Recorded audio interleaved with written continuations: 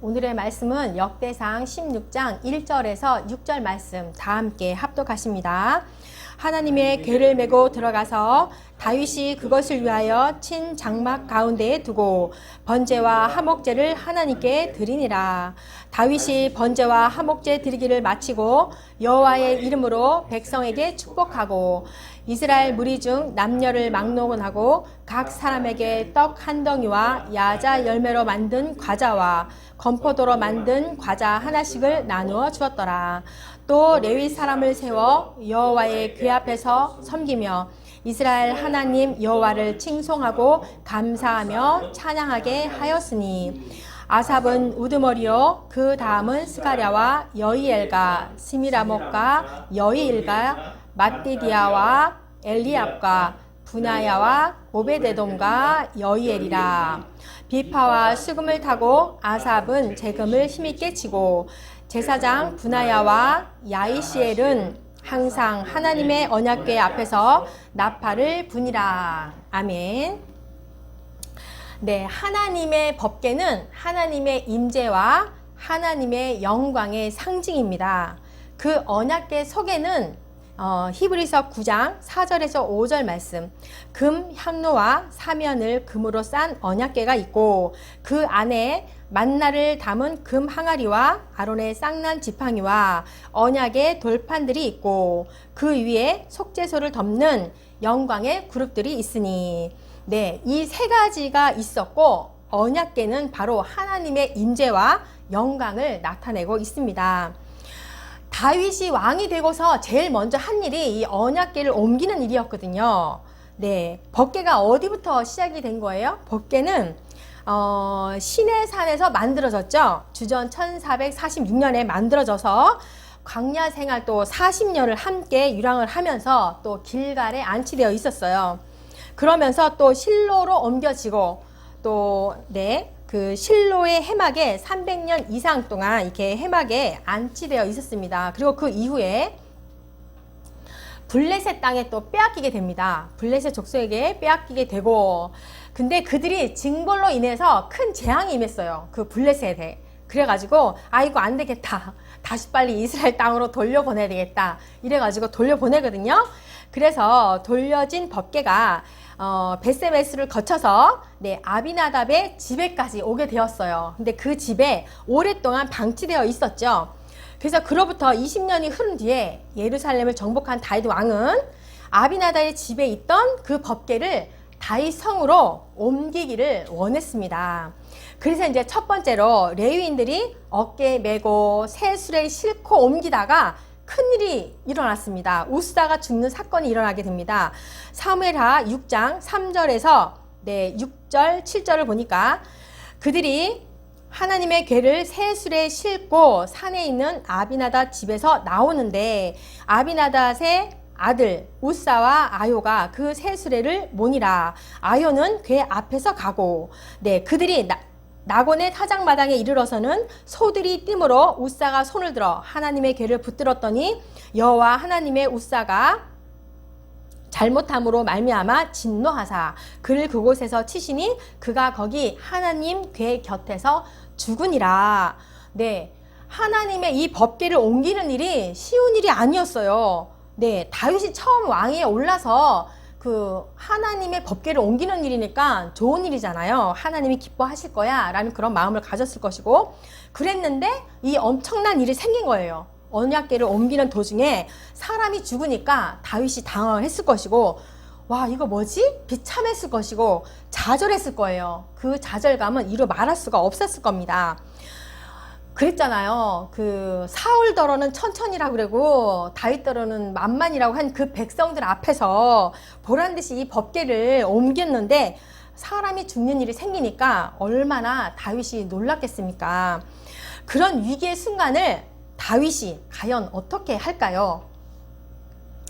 누구나 실망할 수밖에 없었던 일이었고 누구나 그 앞에서 마음이 무너질 수밖에 없던 그 상황에서 다윗은 다시 일어나서 그런 실수를 되풀이지 않는 능력의 사람이었고, 그것이 바로 믿음을 가진 사람의 능력이었던 겁니다. 네, 누구나 위기를 만나죠. 네, 누구나 어려운 일도 만납니다. 어려움이 없는 사람은 아무도 없을 거예요.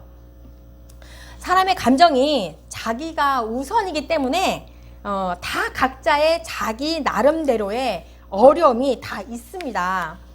네, 왕은 왕대로의 어려움이 있을 것이고 백성은 백성들의 어려움이 있을 것이고 뭐 사업하는 사람, 학생들 등등 그죠? 주부는 주부 나름대로 다 어려움이 다 있습니다.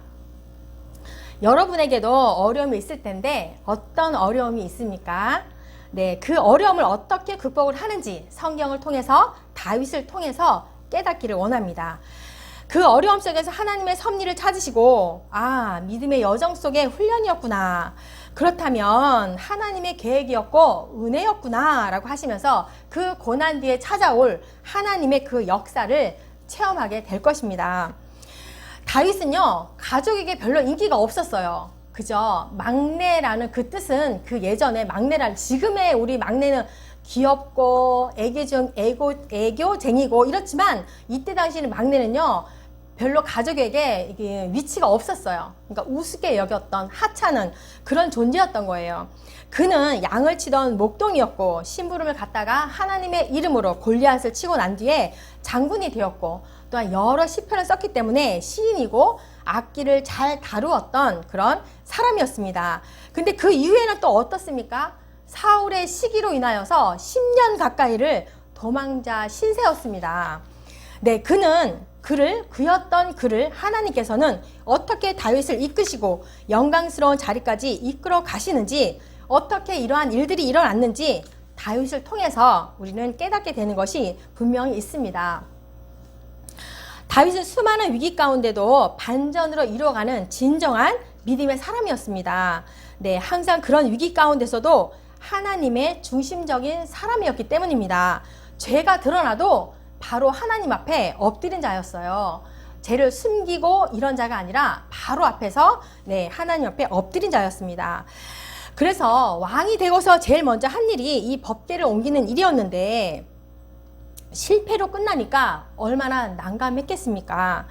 네, 그럼에도 불구하고 그는 석 달 동안 오벳에돔의 집에 언약궤를 두고서 왜 이런 일이 일어났지? 무엇이 문제였을까? 이렇게 생각하면서 이제 아마도 그 주변에 레위인들을 불러서 물어봤을 거예요. 무엇이 문제인지. 그래서 다윗은 생각을 합니다.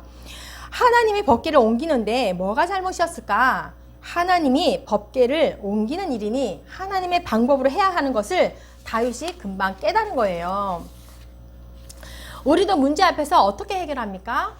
친구를 만납니까? 아니면 즐거운 곳에 가서서 해답을 찾습니까? 아닙니다. 하나님이 답입니다.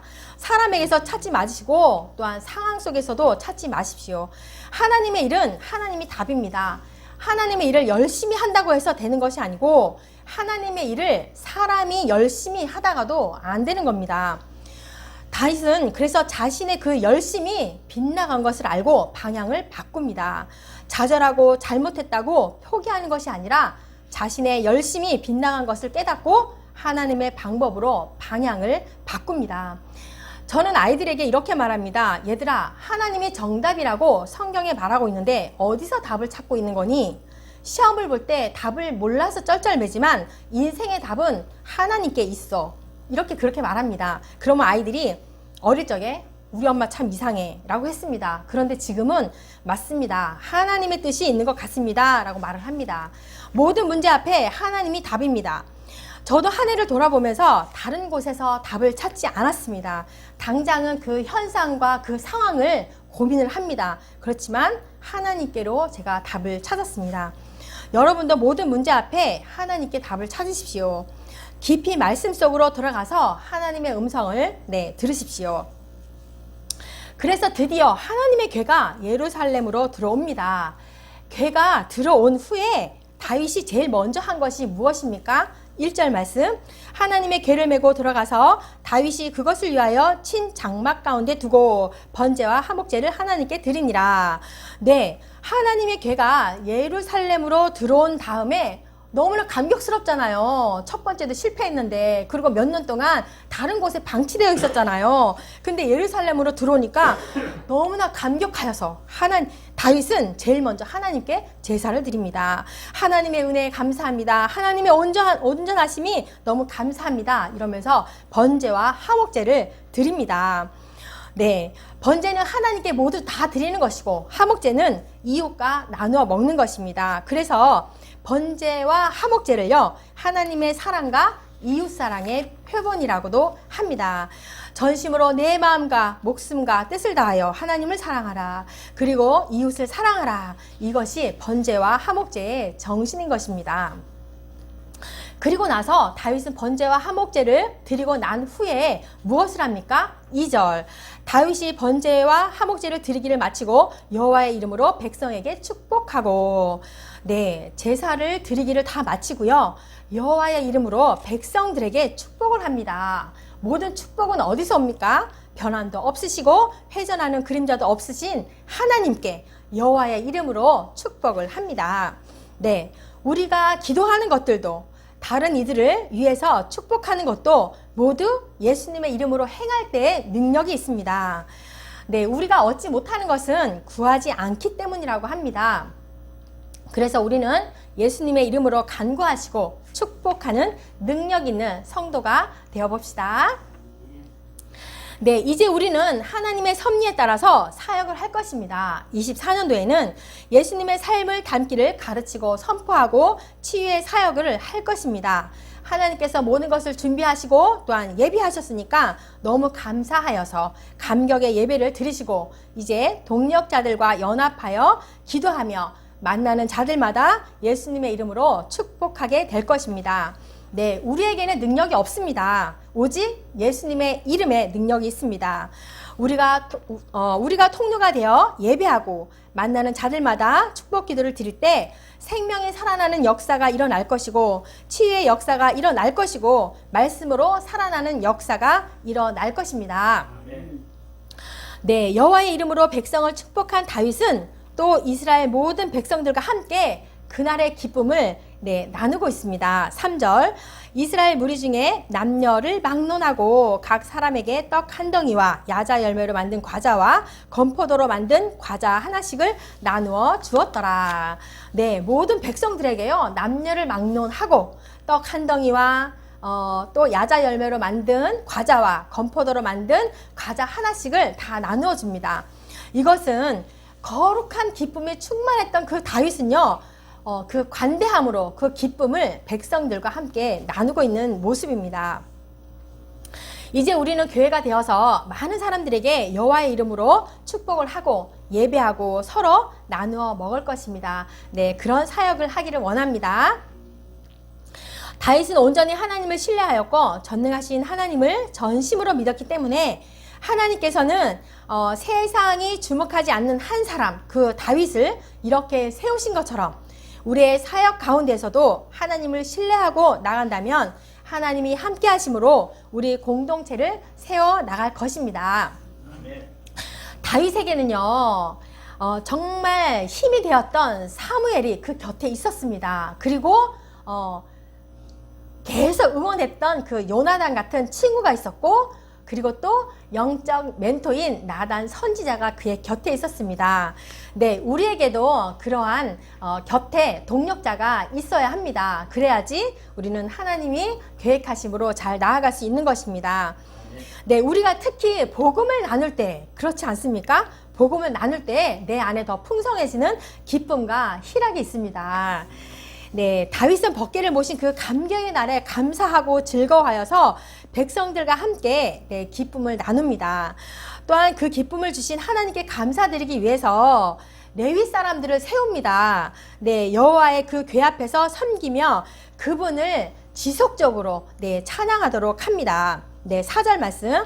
또 레위 사람을 세워 여호와의 궤 앞에서 섬기며 이스라엘 하나님을 여호와를 칭송하고 감사하며 찬양하게 하였으니, 네, 특별한 그 거주지가 없이 오랫동안 이곳 저곳에 옮겨 다녔던 하나님의 그 언약궤가, 그죠? 그 괴가 장막에 모셔드린 그 기쁨을 지속적으로 예배하기 위해서 또한 찬양하기 위해서 레위 사람들을 세웁니다.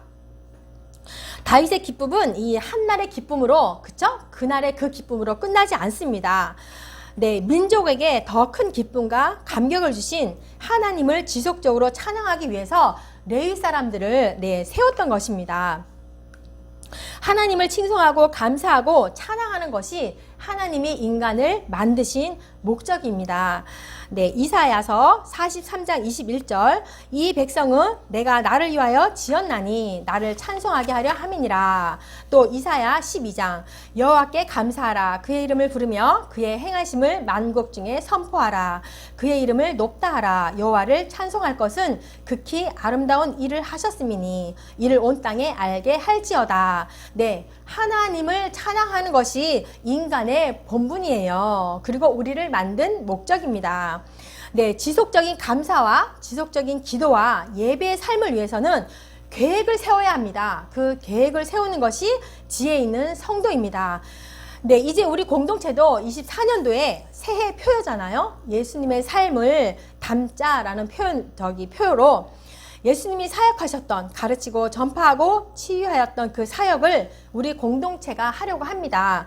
그러면 어떻게 할 거지, 또 누가 담당할 것인지를 계획을 잘 짜야 합니다. 물론 기도로 준비해야 하고 함께 연합하고 계획을 짜야 하는 것이지만 지속적으로 아름답게 만들려면 그저 본질적인 것에 감사하고 아주 작은 것부터 감사하고 지속적으로 사역을 위한 기도와 계획을 잘 만들어 가야 합니다. 다윗이 세운 레위 사람들은요, 하나님의 궤 앞에서 이스라엘 하나님을 칭송하며 감사하며 찬송했습니다. 여기에서 감사하며 찬양했다라는 그 말은 문자적으로 기억을 되살리다, 고백하다라는 그런 뜻을 가지고 있어요. 기억을 되살리다, 고백하다라는 뜻을 가지고 있는데 막연한 그런 찬양이 아니라 전날에 베풀어 주셨던 하나님의 은혜를 기억하고 고백하며 찬양했습니다. 네, 성경에는 많은 인물들이 있습니다. 많은 인물 중에 다윗을 사랑하는 것은 시편 27편 4절 말씀, 내가 여호와께 바라는 한 가지 일 그것을 구하리니 곧 내가 내 평생에 여호와의 집에 살면서 여호와의 아름다움을 바라보며 그의 성전에서 사모하는 그것이라. 네, 다윗은요 딱 한 가지였어요. 항상 하나님의 전에서 하나님을 사모하는 예배자가 되는 것입니다 라고 이렇게 고백한 거예요. 다윗은 어릴 때부터 노인 때까지 수많은 시편 중에 많은 감정으로 고백을 하죠. 네, 하나님을 의지했던 그의 고백이었고 악기를 잘 다루었고 춤을 추며 하나님을 향한 그 열정이 누구보다도 타올랐던 사람이었어요. 그러면서 그러죠. 하나님께서 다윗을 보고 내 마음에 딱 맞는 사람이다 라고 하잖아요. 네, 우리 성도들도 전날의 한숨을 노래로 변화시켜 주신 그분의 은혜를 가슴 깊이 되새기시면서 언제나 하나님을 찬양하는 자가 되어야겠습니다. 그래서 후에 하나님이 내 마음에 딱 맞는 너로구나 그런 칭찬을 받기를 원합니다. 네, 다윗은 레위인들에게 특별한 직무를 주지요. 네, 그것이 하나님을 힘껏 찬양해라. 그리고 전심으로 전해라. 그리고 언약궤 앞에서 나팔을 불어라. 이렇게 합니다. 하나님을 기억하게 하라. 그리고 말씀을 기억하게 하라는 것입니다. 여호와의 궤 앞에서 섬기며 이스라엘 하나님 여호와를 섬기며 계속해서 나팔을 불라고 합니다. 우리 그리스도인의 소명이 무엇입니까? 예, 우리는 왕같은 제사장이잖아요. 하나님을 마음껏 찬양하는 것이고 하나님을 전하는 것이고 나팔을 부는 것이 우리의 소명입니다. 네, 누구의 나팔을 부느냐가 우리의 정체성을 말하고 있습니다. 네, 여러분은 누구의 나팔을 불겠습니까? 하나님의 나라의 나팔을 부는 것이 영광이고 성경을 읽으며 주님 앞에 기도하며 찬양하는 것이 나팔을 부는 것이고 하나님을 사랑하는 것이 나팔을 부는 것이고 말씀을 선포하는 것이 언약궤 앞에서 나팔을 부는 일입니다. 저와 여러분이 하나님의 나라에 나팔을 부는 일에 부름을 받았습니다. 네, 세상의 나팔이 아니고 미디어의 나팔이 아니고 나의 자랑의 나팔이 아니고 하나님의 나팔이 되시기를 축복합니다. 아멘. 아멘. 네, 기도합니다. 하나님의 말씀을 마음껏 전하는 나팔이 되게 하시고 하나님을 노래하는 나팔이 되기를 원합니다. 우리를 교회로 세워주셨으니 더욱 담대하게 깨지고 아프고 상한 영혼들을 깨우는 하나님의 나팔이 되게 하여 주시옵소서. 다윗처럼 성실히 양을 잘 지키는 목자가 되게 하시고 대적들을 여호와의 이름으로 물리치는 군사가 되게 하여 주시고 날마다 감사의 시를 쓰게 하시고 슬픔에 있는 자들과 함께 예배하게 하시고 사랑을 나누어주는 자가 되게 하시고 말씀 속에서 하나님을 발견하고 당신의 일은 아름답습니다 라고 찬양하는 우리가 되게 하여 주시옵소서. 복음의 능력을 허락하셔서 우리가 나팔을 불 때에 마른 뼈들이 살아나는 역사를 보게 하옵소서. 본질의 열정을 쏟는 우리가 되게 하시며 새 일을 행하실 예수님의 이름으로 찬양합니다. 예수님의 이름으로 기도합니다. 아멘.